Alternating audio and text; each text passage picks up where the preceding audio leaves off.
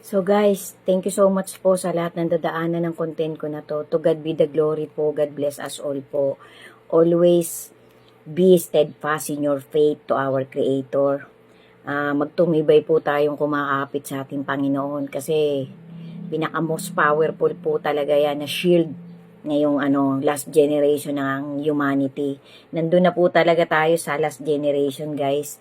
Hindi na po natin yan kailangang ignorin pa. Sa dami po ng nangyayaring kakaiba sa palipaligid natin globally, paka-alerto po tayo ng 2,000%. So, to God be the glory po. Dito na po tayo sa content ko. Bali, ito po ay season 18 ng What is Written Truly Happens. So, talagang to God be the glory po talaga. Kasi po, nasusundan ko pa ang mga content ko na to. Talagang napakabuti po ng Panginoon. Kasi ang motivation ko lang naman po, ang goal ko lang naman po ni KCB 2169, kahit papano sa aking kaliitan po sa pagiging ordinaryong tao ko, makapagtawid man lang po ako ng magbubush pa ng kapit natin sa ating Panginoon. Kasi wag po tayong magpaka-relax masyado sa buhay natin dito sa lupa. Kasi ito pong lupang ito, babaguhin talaga ng ating Creator pagdating ng tamang panahon. Nandun na po tayo, nakailang hakbang na po ang tribulation, guys. Malapit-lapit na po tayo sa gitna tsaka sa dulo. So, kailan pa po tayo magiging more alert, more ready kapag ka nandyan na talaga yung boom, parang gugulatin na tayo, dapat po hindi ganoon. Dapat po ngayon pa lang, habang malakas pa tayo, habang malinaw pa ang pag-iisip natin, habang wala pa tayo masyadong rayuma, habang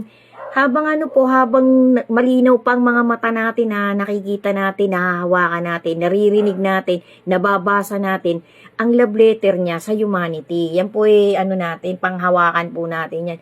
Kasi napaka-powerful po ng salita ng Panginoon. Kalat na po yan globally, naparami na pong na-spread na po halos ang gospel ng ating Creator buong mundo.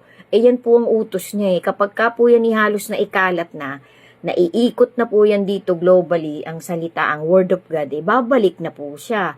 So, wag po tayong kumapa dun sa kawalan. Kailangan po kahit papano ang pinangahawakan natin, wag po tayong magpakabulag kasi kailangan po ang pinangahawakan natin yung talagang word of God na hindi tayo maliligaw, na ililigaw tayo ng kalaban ng ating Creator. Kasi nakakatakot pong mapasama sa pupuntahan niya kasi eternal damnation po yun, guys. Tahakin po talaga natin yung daan papunta sa motivation ng ating Creator.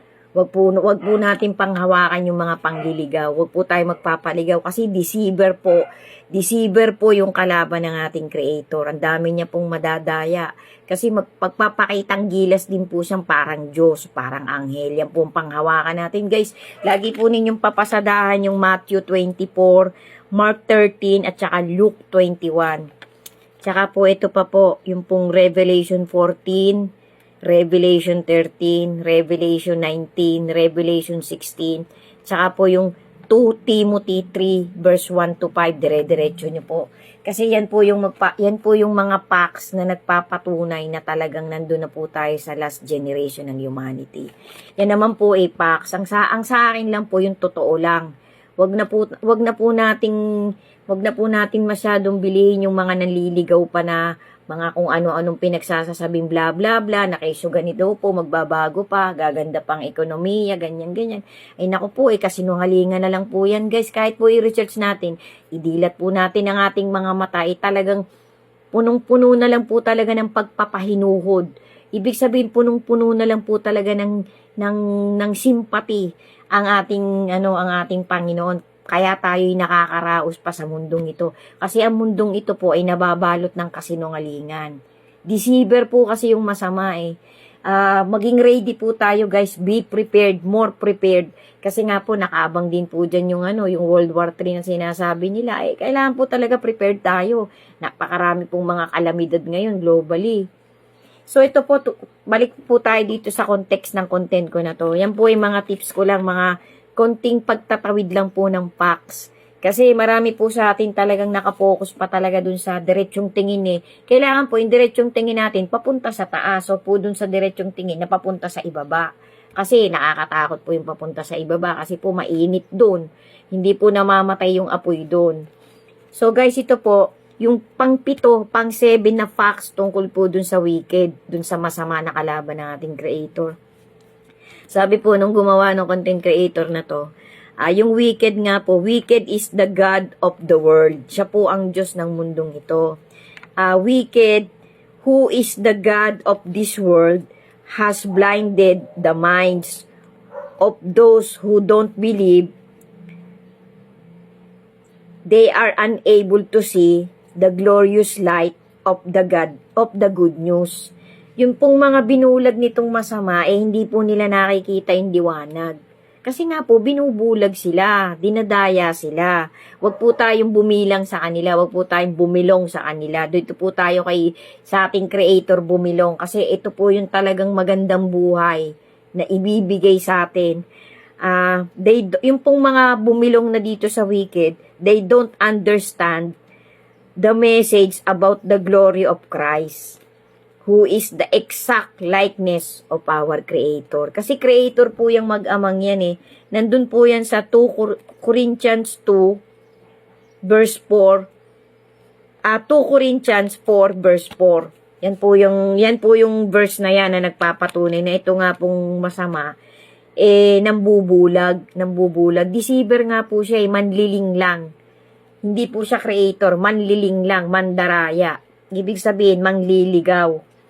So, yan po ang ating pakatandaan, guys. Kasi ito pong content ko na to, pagbubus po ito na talagang ididilat natin talaga yung dumilat po tayo dun sa truth, dun sa talagang facts na ang Panginoon walang hinahangad kundi ang maligtas ang lahat ng kanyang nilikha. Tayong lahat ng tao na nag-iintay talaga sa salvation niya. Kasi marami pong mga tao din noong unang siglo na namatay na may faith, namatay silang may faith, namatay silang isinasabuhay nila, yung motivation, yung daang papunta talaga sa ating creator. Yan po, mga kasama po yung unang bubuhayin eh.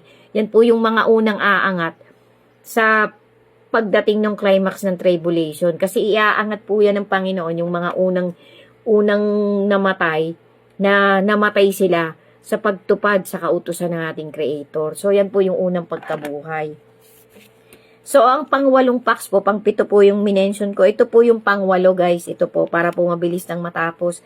Yung pang-8 po, the wicked only defeats you if you allow him that you have power. If you allow him to, you have power over this wicked influence on you. So, ibig sabihin po, despite all his power and trickery, yung pang-titricks niya po, yung pandiling lang niya, despite his all power of trickery,